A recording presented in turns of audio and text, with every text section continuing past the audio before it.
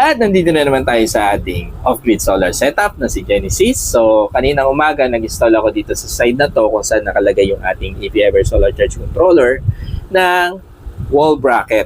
And nilagyan ko siya ng acrylic sheet sa taas. So, yung nakikita nyo na parang glass, hindi siya glass kundi acrylic sheet siya.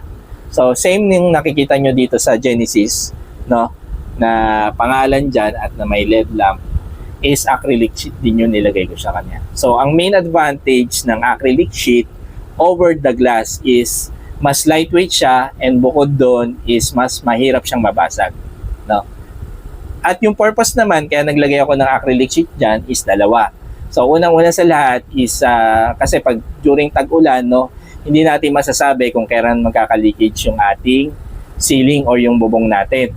So, para lang maiwasan yung direct na tulo ng tubig dun sa ating mga aparato dito sa baba, no, ay nilagay natin yung acrylic sheet na yan.